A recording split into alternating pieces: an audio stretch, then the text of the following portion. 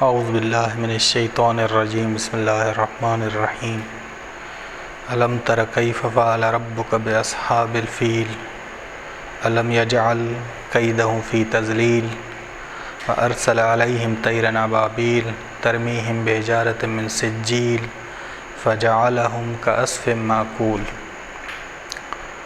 توفیق پروردگار سے سورہ فیل کی تفسیر کرنے لگے ہیں کہ یہ سورہ مکی ہے اور اس کی 5 آیات ہیں۔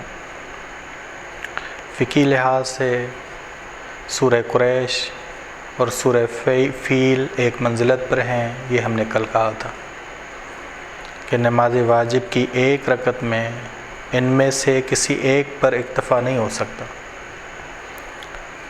نماز میں ان صورتوں کی قرآنی ترتیب لازم نہیں ہے، یعنی پہلے اگر سورہ فیل پڑھی جائے تو اس کے بعد یعنی ایک رکعت میں آپ جب یہ دونوں ساتھ پڑھتے ہیں تو ترتیب لازمی نہیں ہے کہ پہلے سورہ فیل پڑھی جائے اس کے بعد سورہ قریش پڑھی جائے، یا اگر کوئی پہلے سورہ فیل پڑھے اس کے بعد سورہ قریش پڑھے، یا کوئی پہلے سورہ قریش پڑھے اس کے بعد سورہ فیل پڑھے تو کوئی مشکل نہیں ہے بس۔ لیکن ایک رکعت میں دونوں اکٹھی پڑھ جاتی ہیں نماز واجب میں بس نماز واجب کی ایک رکعت میں ایک پر اکتفا نہیں ہو سکتا۔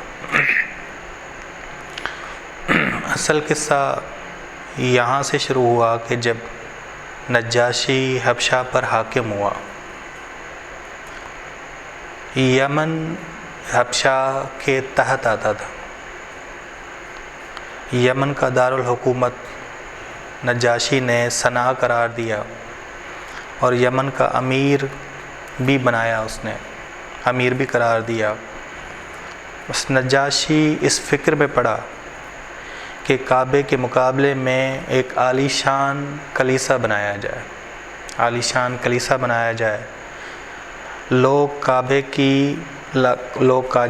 کی جانب حج کرنے نہ جائیں بلکہ اس عالی شان کلیسا کی جانب آئیں، اور یہ کلیسا جو عالی شان ہو یہ ایسا فقید المثال ہو کہ ہمارے لیے فخر کا باعث ہو، ہماری پہچان ہو، ہماری قوم کی پہچان ہو۔ بس اس نے فیصلہ کیا کہ کعبے کو ویران کیا جائے، کعبہ ویران ہوگا، بس یہ عالی شان کلیسے کی طرف لوگ آئیں گے، لوگوں کو پلٹائیں گے اس کلیسا کی جانب۔ بس وہاں سے لوگ رکیں گے تو یہاں آئیں گے اور یہاں جو ہے لوگ رجوع کریں گے اور یہ ہمارے لیے فخر اور عزت کا باعث ہوگا۔ ٹھیک، بس انہوں نے ایک پختہ ارادہ کیا اور لشکر تشکیل دیا، ہاتھیوں کے ساتھ اس لشکر کو مکے کی جانب بھیجا۔ اس میں انہوں نے یمن کے علاوہ دوسرے بھی لشکروں کی بھی مدد حاصل کی، یعنی پوری تیاری کے ساتھ نکلے تاکہ اگر کوئی ان کا راستہ روکے تو اسے تباہ و برباد کر دیں گے، انہیں تباہ و برباد کر دیں، بس آسانی سے انہیں ختم کر دے، جو بھی راستہ روکنے آئے، جو بھی معنی بن کر آئے، جو بھی سامنے آئے تو اسے ختم کر دیں، اور کعبے کو ویران کرنا ان کے لیے آسان ہو جائے۔ 60,000 فوجیوں کا لشکر تشکیل دیا گیا اور ہاتھی ان کے ساتھ تھے۔ مکے کے قریب آ کے پہنچا اور اہل مکہ کو انہوں نے پیغام بھیجا کہ ہم تم سے لڑنے آئے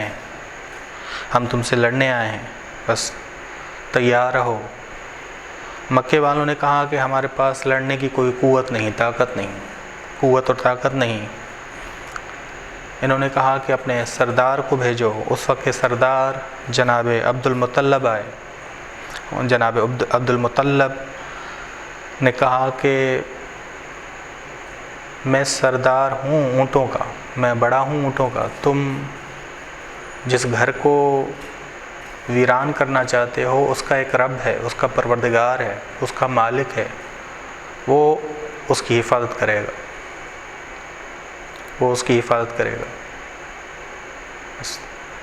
جناب عبد المطلب نے دعا بھی کی کہ جناب عبد المطلب نے چند سرداروں کے ساتھ خدا کی بارگاہ میں دعا کی، خدا کی بارگاہ میں دعا کی کہ خدا تو ہی اس کا محافظ ہے، تو ہی اس کا محافظ ہے۔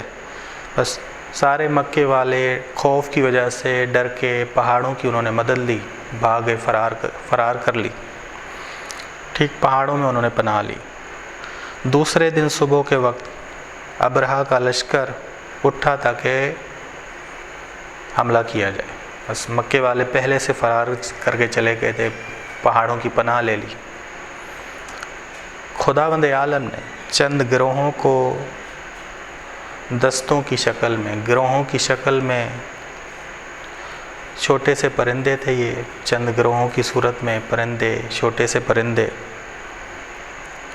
جن کے منہ میں ایسے پتھر کا ٹکڑا تھا کہ جو مٹی خشک ہوئی تھی اور دھوپ کی وجہ سے سخت ہو چکی تھی، چھوٹے سے ذرات تھے، مٹی، گیلی مٹی جب بن جائے دھوپ کی وجہ سے خشک اور سخت، تو یہ سجیل کا ہے، سجیل۔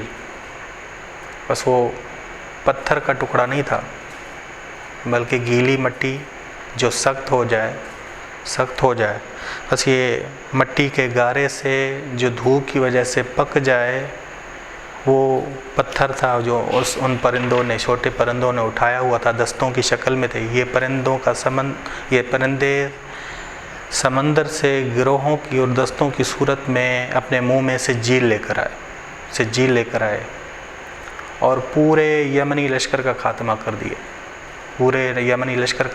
کر دیا۔ یہ لشکر دوسروں کے لیے عبرت کا باعث بنا۔ تاریخ عرب میں یہ واقعہ عام الفیل سے درج ہوا۔ تاریخ دانوں نے اس واقعے کا ذکر کیا اور یہ واقعہ پورے جہاں میں اس وقت مشہور ہوا۔ بس شروع کرنے لگے کہ پہلی آیت یہ ہے کہ الم تر کیف فعل ربک باصحاب الفیل، کہ یہ معجزہ الہی ہے، انہوں نے یہ خیال نہیں کیا تھا۔ بس وہ احساس کر رہے تھے جب انہیں خبر ملی کہ مکے والے بھی نہیں لڑیں گے آپ سے، کوئی آپ سے لڑنے والا نہیں۔ جناب عبد المطلب نے کہا کہ اس گھر کا ایک پروردگار ہے، مالک ہے جو اس کی حفاظت کرے گا۔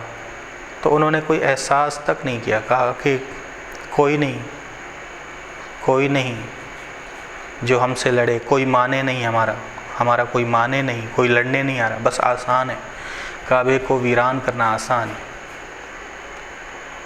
وہ احساس تک نہیں کر رہے تھے، بس یہ معجزہ الہی ہے۔ یہ آیت یہی بتا رہی آیت الم تر کیف فعل ربک باصحاب الفیل،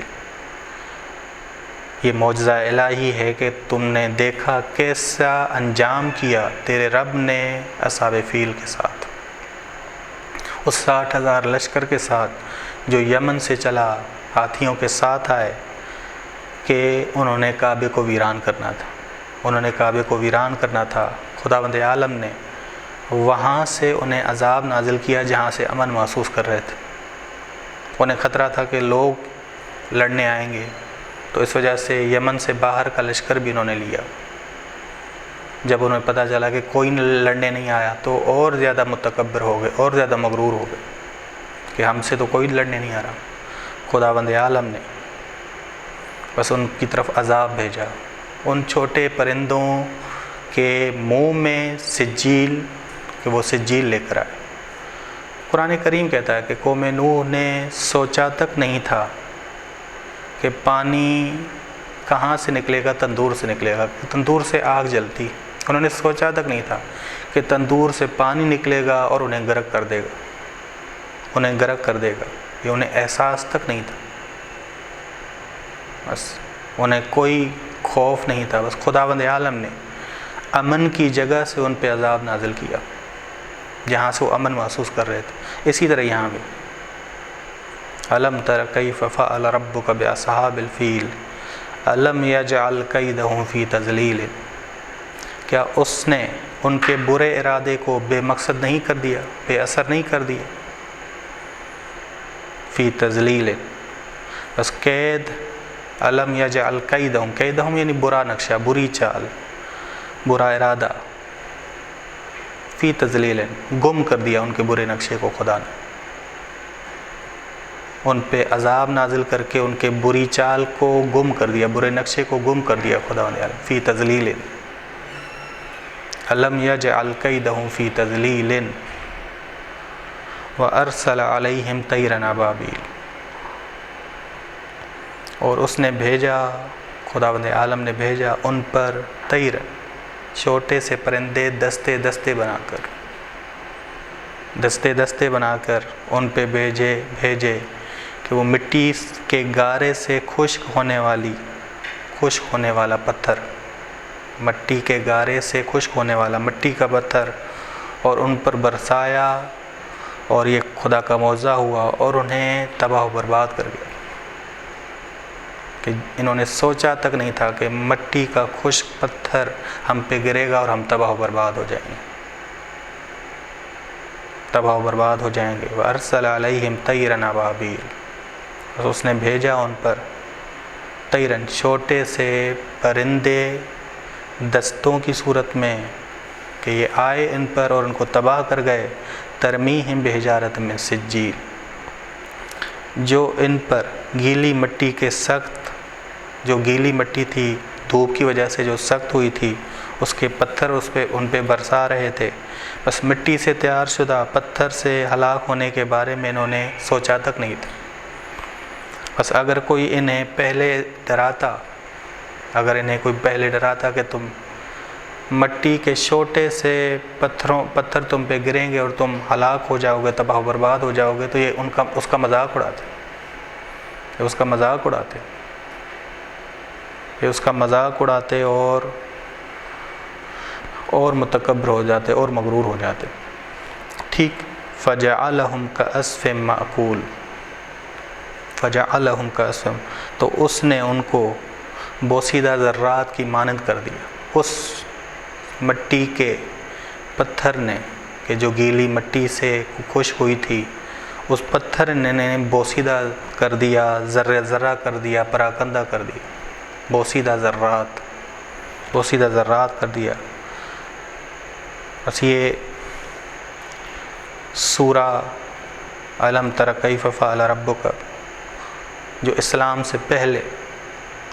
سے پہلے واقعہ ہوا ہے، یعنی بعثت رسول خدا سے پہلے یہ واقعہ ہوا، رسول خدا سے پہلے یہ واقعہ ہوا۔ یہ قصہ ایک نوید دے رہا تھا کہ اسلام آنے کی نوید، کہ اسلام نے آنا ہے، رسول خدا صلی اللہ علیہ وآلہ وسلم نے آنا ہے۔ بس عام الفیل اسلام کے آنے کی نوید تھی کہ ان کے قصوں میں پورے جہاں میں یہ مشہور ہوا، پورے جہاں میں، کہ سورہ قریش میں ہم خداوند عالم انہیں بتا رہا ہے کہ ہم نے تمہارے لیے وہ راستہ امن والا بنا دیا، کہ وہ راستہ جو تم یمن کی طرف جاتے ہو یا شام کی طرف جاتے ہو، کہ شام کی طرف گرمی میں جاتے تھے اور سردیوں میں یمن کی طرف تجارت کرنے جاتے تھے، وہ راستہ امن والا، کیونکہ یہ قصہ مشہور ہوا اور سب کے اندر خوف بیٹھ گیا۔ بس یہ خود واقعہ اسلام کے آنے کی ایک نوید تھی، اسلام کے آنے کی نوید تھی۔ خداوند عالم نے ان کو بیدار کرنے کے لیے، تعلیم و تربیت کے لیے، کہ تعلیم و تربیت لینے کے لیے آمادہ رہو، یہ بتانے کے لیے خداوند عالم نے بس یہ معجزہ بھیجا ان کی طرف۔ یہ معجزہ ایک ہدایت کا باعث تھا کہ بہت سارے لوگ ہدایت لیں۔ اگرچہ بہت سارے لوگوں نے ہدایت نہیں لی، ابو جہل جیسے لوگ، ابو جہل جیسے لوگ ایسے لوگ تھے جنہوں نے کوئی ہدایت نہیں لی، کوئی عبرت نہیں لی، اور رسول خدا کے آنے کے بعد رسول خدا کا انکار کر دیا، لیکن یہ بذات خود قصہ یا یہ معجزہ اسلام آنے کی نوید تھی۔ وصلی اللہ علی محمد اہل بیتہ الطیبین الطاہرین۔